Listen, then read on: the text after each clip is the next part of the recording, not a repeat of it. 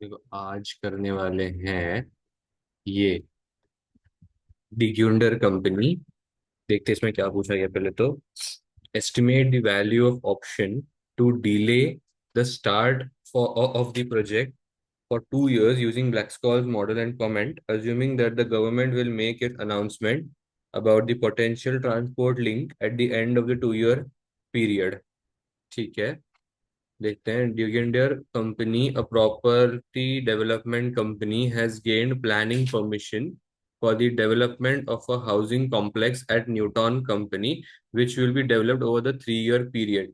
The project has an expected net present value of 4 million and a cost of capital of 10 million, cost of capital of 10% per year. The Hyundai company has an option to acquire the land in Newton at an agreed price of 24 million. तो ये लोग 24 million का acquire कर सकते हैं। Acquire land in Newton at an agreed price of 24 million, which must be exercised within the next 2 years. Immediately building immediate building of the housing complex would be risky as the project has a volatility attached to the future cash flows of 25%. ठीक है। One source of risk is the potential for development of Newton as a regional commercial center for large number of businesses at अच्छा मैं क्या बोलता हूँ पता है क्या? मुझे ये मतलब वोलेटिलिटी मिल गई है ना। तो मैं ये इस मॉडल में ये देखो, ये मेरा ब्लैक स्कॉल्स का कैलकुलेटर मिलता है हमको एग्जाम में। तो ये कैलकुलेटर में मैंने 25% डाल दिया। आर मेरे को पता नहीं है, सॉरी यहाँ पे बाजू में है ना। पी ई मुझे इतना मेरे को पता है ना, पी मेरे को 24 मिलियन है ना एग्रीड प्राइस। तो ये 24 मिलियन मैंने लिख दिया। अब देखते हैं। One source of risk is the potential for the development of Newton as a regional commercial center for a large number of businesses that are leaving the capital big city within the next 2 years. अच्छा, big city that are leaving the capital big city, पता नहीं है क्या है।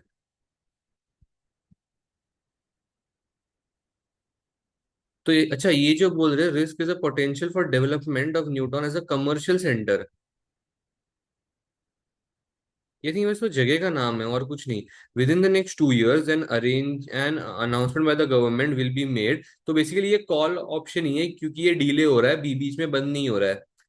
Will be made about the development of transport links into the Newton from outlying districts including the area where Digunder hold the land option concerned. The risk free rate is 5%। तो यहाँ पे मैं लिख दूंगा risk free rate to be 5%। ठीक है, T तो 2 साल का ही है। ठीक है ना। अब बचता है पीए। पीए इज द एसेट यूटिलिटी का वैल्यू। ठीक है ना। एसेट का वैल्यू क्या होगा? अब देखो, वो लोग बोल रहे हैं कि एनपीवी 4 मिलियन का होगा कॉस्ट ऑफ कैपिटल पे। लेकिन देखो, Dugenta has an option to acquire the land in Newton at agreed price of 24 million. तो मैं बताइए क्या बोल रहा हूँ। 24 मिलियन ईयर 1 में होगा, राइट। ईयर 1 में हम 24 मिलियन इनकर करेंगे, उसके बाद के हमारे जो भी प्रॉफिट्स होंगे उसको जब मैं 24 मिलियन से माइनस करूंगा तब मुझे 4 मिलियन का नेट प्रेजेंट वैल्यू मिलेगा, है ना। तो एक्चुअली मैंने जो मतलब वो रिटर्न्स कमाए हैं, मैंने रिटर्न्स तो 28 मिलियन के कमाए हैं। वो 28 मिलियन के रिटर्न्स पे जब मेरा ये ईयर 0 का 24 मिलियन माइनस होगा तब जाके एनपी 4 मिलियन का आएगा, इज व्हाट आई फील। तो मेरे को पी ए बेसिकली 28 का आता है, इसमें ये कहना चाहता हूँ। तो मेरे को कॉल ऑप्शन के हिसाब से मेरे को कॉल ऑप्शन 7479 या फिर 7480 ये होना चाहिए।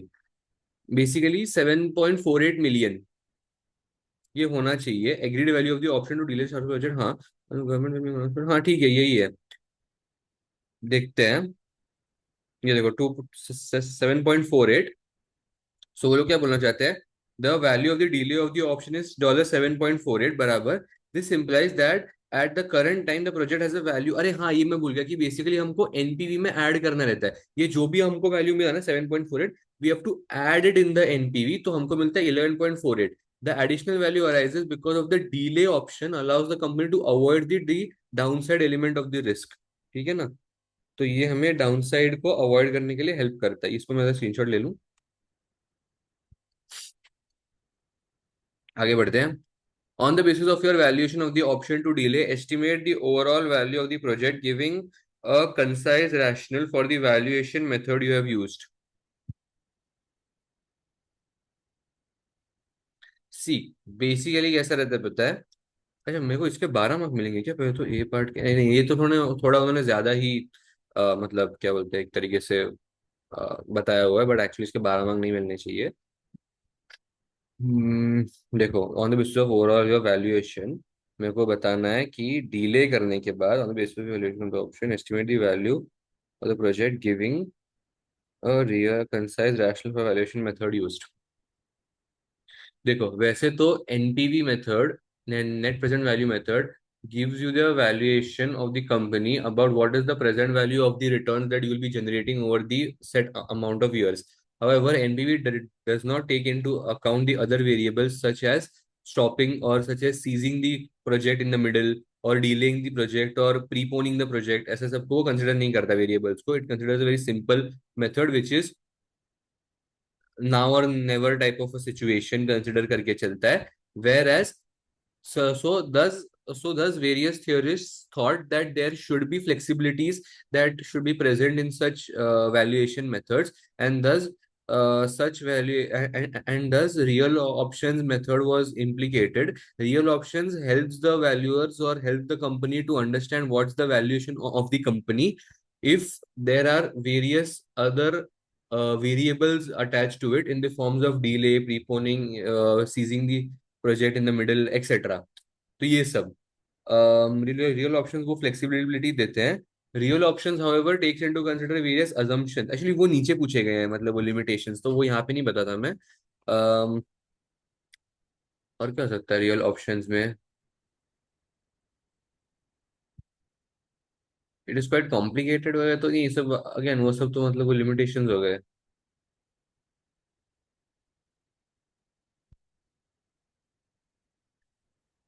इन्होंने को पूछा है estimate the overall value of the project. इनसे ओवरऑल वैल्यू मांग रहे हैं, तो ये सब तो मैं बता दूंगा, लेकिन ओवरऑल वैल्यू में कैसे निकालूं?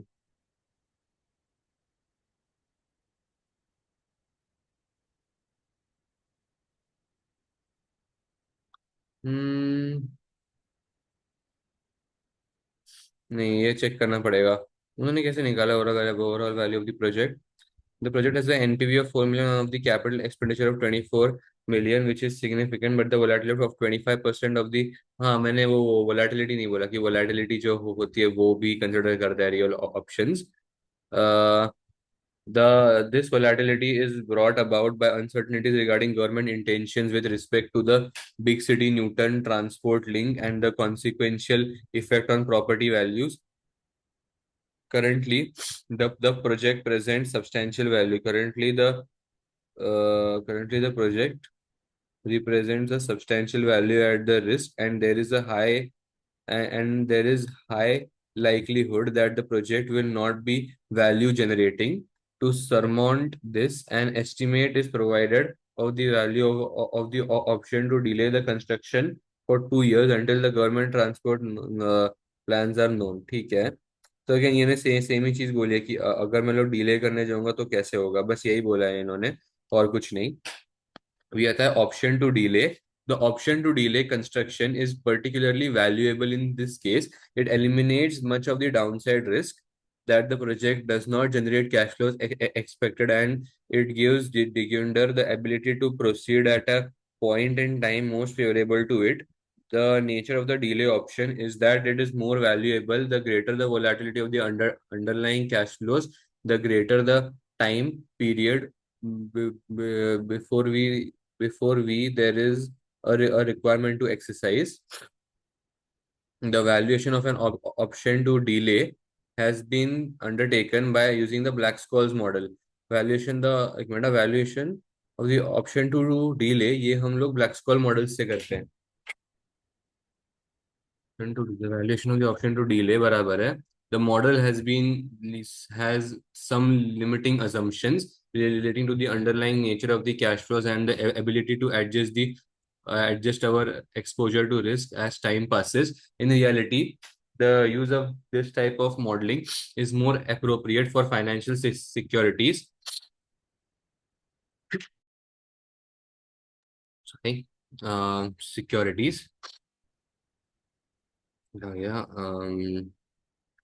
That are actively traded. Okay, तो बेसिकली आज के जमाने में ये फाइनेंशियल सिक्योरिटीज को वैल्यूज करने के लिए ये बेस्ट है। The use of the model is an approximation of the value of the flexibility inherent in this project, and although the model will not have the precision found in its security market applications, it does not indicate the order of magnitude of the real option available. A positive valuation of 11.5 million is suggested by the model, underlying the considerable benefit in delay. In interpreting this valuation, it is important to note that the actual project present value at commencement could be significantly larger than currently estimated, and will certainly not be less than zero.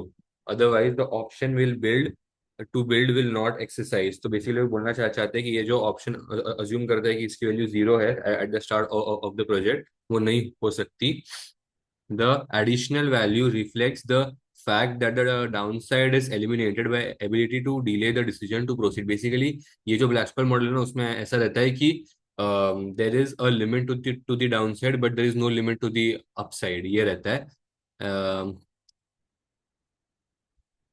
आगे, on the basis of this valuation, ठीक है ना, on the basis of this valuation the option to delay commencement of the project should be taken and the investment delayed until the government's intention with respect to transport links becomes clearer. On this basis the value of the project including the delay option is 11.5. तो यही जो हमने ऊपर निकाला था वही उन्होंने नीचे बोला है कि this is the real valuation, लेकिन कौन सा मॉडल यूज किया है बस वो इन्होंने यहाँ पे बताया. तो हमने बोला था real options, but real options के अंडर ब्लैक स्क्वायर्स मॉडल है, वो हम बोलेंगे.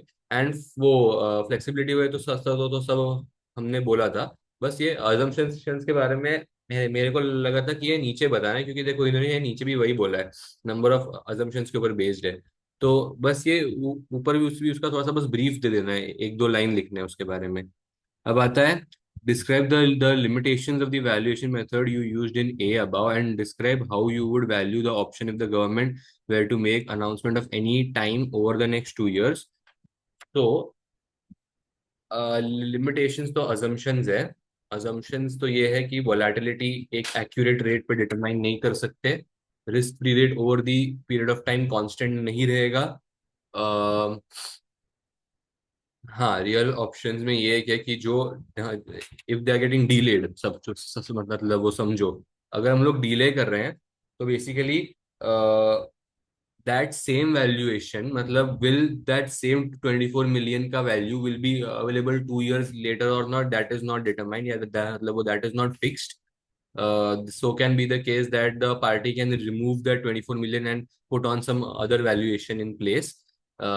उसके बाद ये रियल ऑप्शन अज्यूम करता है कि ये सारे के सारे यूरो करेंसी में रहते हैं. बेसिकली ये कुछ तो रहता था, यूरो बॉन्ड्स नहीं, यूरोपियन मार्केट्स, ऐसा कुछ तो था, if I am not mistaken. Basically ये अमेरिकन करेंसी नहीं होती, ऐसा ये लोग अज्यूम करते हैं. वेट अ सेकंड, वो European style option, sorry, BSOP model assumes that the real option is a European style option which can only be exercised on the date when option expires. तो ये real options में ये European option exercise करते हैं ऐसा दिखाते हैं. American style options नहीं होते. अमेरिकन स्टाइल ऑप्शंस आर कि they can be exercise at any date before the expiry date. ठीक है, और अगर गवर्नमेंट चेंज कर रही है, make any announcement anytime over the next 2 years, then those can be reflected with the value of the variable t. जो हमने t वहां पे 2 साल का लिखा है, अगर हमको और डिले करता है तो हमको t हम बदलते जाएंगे, और अगर प्रीपोन करें तो हम t को मतलब फिर से प्रीपोन मतलब हम t को थोड़ा कम दिखाएंगे. इज व्हाट आई फील, यही होना चाहिए. चेक करते हैं एक बार. The Black-Scholes model makes number of assumptions about the underlying nature of the pricing and return distributions, which may not be valid with this type of project. More problematic, it assumes that continuous adjustments of the hedge position is possible and that the option is a European style option. हाँ, ये भी एक है. More problematic, it assume की continuous adjustment. तो जैसे मैंने बोला कि हम लोग टी को 2 से 3 कर देंगे, 2 से 1 कर देंगे, तो हम लोग बार बार उसको बदलते जाएंगे वेरिएबल डाल के, वो एक है. कैलकुलेशन इज कॉम्प्लेक्स, तो वो हम बोल सकते हैं कि कैलकुलेशन भी कॉम्प्लेक्स है, लेकिन if there is a pre populated spreadsheet option available, then the calculation become easier, ऐसे ये भी हम बोल सकते हैं।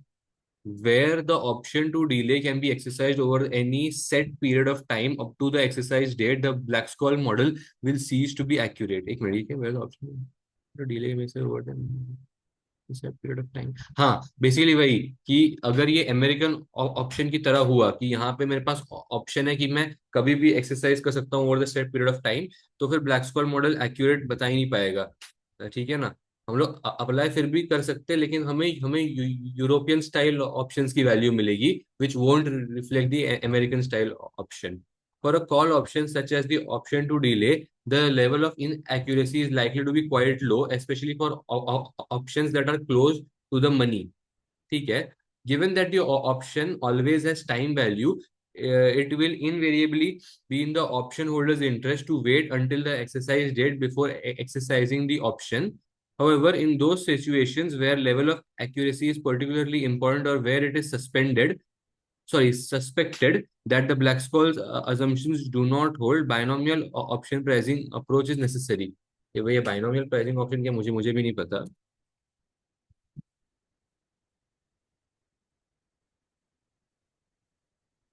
Binomial option pricing model is an options valuation method that uses an interactive procedure and allows for node specification a set type। hmm,